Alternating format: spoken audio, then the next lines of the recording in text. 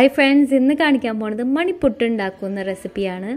വളരെ ടേസ്റ്റി ആയിട്ട് സിമ്പിളായിട്ട് ഉണ്ടാക്കാൻ പറ്റിയൊരു ബ്രേക്ക്ഫാസ്റ്റ് ഐറ്റമാണ്. പുട്ട് അല്ല, ഇടിയപ്പമല്ല, രണ്ടിൻ്റെയും കൂടി ഇടയിലൊരു ഐറ്റമാണ്. പണ്ട് ഇത് ചെറിയ ചെറിയ മണി പോലെയാണ് ഉണ്ടാക്കിയിരുന്നത് പുട്ടിൻ്റെ രൂപത്തിൽ. പക്ഷേ ഇപ്പോൾ ഇടിയപ്പച്ചിൽ എളുപ്പത്തിൽ ഉണ്ടാക്കാം. നമുക്ക് നോക്കാം. വേഗം സിമ്പിൾ റെസിപ്പിയാണ്. 2 കപ്പ് വെള്ളം ഉരുളിക്കകത്ത് ഒഴിച്ച് തിളപ്പിക്കാൻ വയ്ക്കുക. അതിലേക്ക് പാകത്തിന് ഉപ്പ് ഒരു 3/4 ടീസ്പൂൺ മതിയാവും.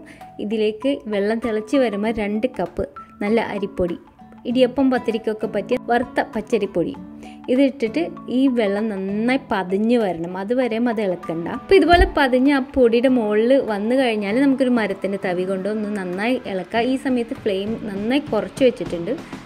ഇളക്കി ആ പൊടി മുഴുവൻ ഒന്ന് നനഞ്ഞ് കിട്ടണം. നനഞ്ഞ് കിട്ടിയതിന് ശേഷം നമുക്കൊരു ടൈറ്റ് മൂടി വെച്ചിട്ട് ഇത് 5 മിനിറ്റ് അടച്ച് വെക്കണം. അപ്പോൾ ആ ആവിയിലിരുന്നൊന്ന് കുക്കാവും. ഇനി ഒന്ന് നമുക്ക് കുഴയ്ക്കാൻ വേണ്ടി പാകത്തിലൊന്ന് ചൂടാറിയാൽ മതി. നല്ല ചൂടോടുകൂടി തന്നെ ഇത് കുഴച്ചെടുക്കണം. ഇപ്പോൾ ചൂട് കൂടുതലാണെങ്കിൽ കുറച്ച് നേരം കൂടി മൂടി വയ്ക്കാം. എന്നിട്ട് നല്ല സോഫ്റ്റ് ഒരു ഡോ ആവണ വരെ ഒന്ന് കുഴച്ചെടുക്കണം. അപ്പോൾ ചെറുതായിട്ടൊന്നൊരു ബൗൺസി നല്ല പത്തിരിക്കൊക്കെ പോലെ തന്നെ. ഇത് ഇനി നമുക്ക് ഇടിയപ്പത്തിൻ്റെ അച്ചിൽ ഇടിയപ്പം ഉണ്ടാക്കുന്നത് പോലെ തന്നെ ഒന്ന് ഊണിയെടുക്കണം. അപ്പോൾ ഇടിയപ്പം പ്രസ് ഹാൻഡ് ഹെൽഡ് അല്ലെങ്കിൽ ഇതുപോലത്തെ സ്റ്റാൻഡിങ് ആവാം, ഏതായാലും കുഴപ്പമില്ല. നമുക്കതിൻ്റെ ചില്ലും അതിൻ്റെ സൈഡും ഒക്കെ ഒന്ന് ചെറുതായിട്ടൊന്ന് ഓയിൽ വെച്ചൊന്ന് തടവി കൊടുക്കണം, വളരെ ലൈറ്റായിട്ട്. അപ്പോൾ ഇനി ഇതിലേക്ക് പാകത്തിന് ഒരു പ്രാവശ്യം പറ്റണ അത്രയും മാവ് ഇട്ട് കൊടുക്കാം. എന്നിട്ട് ഊണി കൊടുക്കാം. അപ്പോൾ ഇവിടെ ചെയ്യുന്നത് കണ്ടിന്യൂസ് ആയിട്ട് ഊണി കൊടുത്തുകൊണ്ടിരിക്കണം. താഴെ ഒരു വലിയ പ്ലേറ്റിൽ കുറച്ച് അരിപ്പൊടി ഇട്ട് കൊടുത്തിട്ടുണ്ട്. ഇടിയപ്പത്തിനും പത്തിരിക്ക് പറ്റിയ അതേ സെയിം പൊടി തന്നെയാണ്. എന്നിട്ട് ഊണിക്കൊണ്ടിരിക്കുമ്പോൾ സൈഡിൽ നിന്നും ഈ അരിപ്പൊടി ഇതിലേക്ക് വിതറി ഇങ്ങനെ കൊടുത്തുകൊണ്ടേയിരിക്കണം സൈഡിൽ. അപ്പോൾ ഈ ഇടിയപ്പത്തിൻ്റെ ആ നൂഡിൽസിൻ്റെ സ്ട്രാൻഡ്സ് തീരെ ഒട്ടിപ്പിടിക്കില്ല. അങ്ങനെ കണ്ടിന്യൂസ് ആയിട്ട് ഒരു കൈ കൊണ്ട് ഊണി കൊടുക്കാം, മറ്റേ കൈ കൊണ്ട് അരിപ്പൊടി ഈ സൈഡിൽ നിന്ന് വിതറി കൊടുക്കാം. അതുപോലെ ഈ ഇടിയപ്പം തീരണ വരെയും ചെയ്തുകൊണ്ടിരിക്കാം. പറ്റണ അത്രയും കണ്ടിന്യൂസ് നീണ്ട സ്ട്രാൻഡ്സ് ആയിട്ട് എടുക്കാൻ നോക്കണം മണിപ്പുട്ടുണ്ടാക്കുമ്പോൾ. അല്ലാണ്ട് പൊട്ടി ചെറിയ ചെറിയ കഷ്ണങ്ങളാക്കാൻ നോക്കണ്ട, അപ്പോഴായിരിക്കും കൂടുതൽ നല്ലത്. അപ്പോൾ നമുക്ക് ഈ ഇടിയപ്പം മുഴുവൻ തീരുന്ന വരെ നമുക്ക് ഇതുപോലെ തന്നെ ചെയ്ത് കൊടുക്കാം. പ്ലേറ്റിൽ പൊടി നിറയുകയാണെങ്കിൽ ആ പ്ലേറ്റിൽ നിന്ന് പൊടി തിരിച്ച് മറ്റേ പാത്രത്തിലേക്ക് തട്ടി കൊടുക്കാം.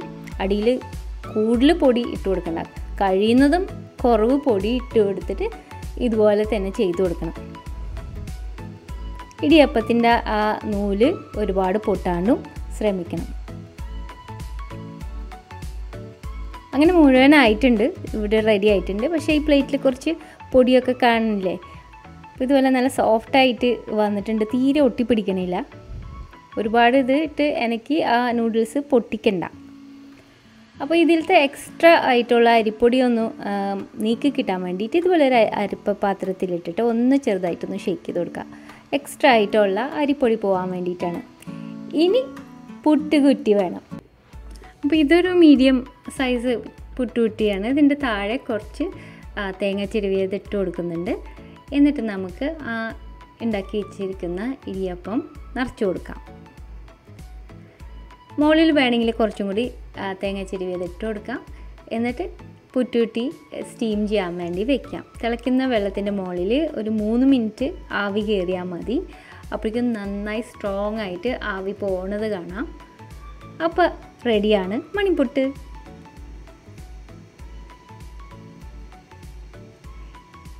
ഇതൊരു 2-3 മിനിറ്റ് ഒന്ന് ചൂടാറിയതിന് ശേഷം നമുക്ക് വിളമ്പാം. ഏത് കറിനായിട്ടും ചേരും. ഇന്ന് ഞാൻ സെർവ് ചെയ്തത് എഗ് ഓംലെറ്റ് കറി വെച്ചിട്ടായിരുന്നു. അത് നല്ലൊരു കോമ്പിനേഷൻ ആയിരുന്നു. രാവിലെ സിമ്പിളായിട്ട് ഉണ്ടാക്കിയത്. അതിൻ്റെ വീഡിയോ അടുത്ത് വരും. അപ്പോൾ അടുത്ത പ്രാവശ്യം കാണാം. ബൈ.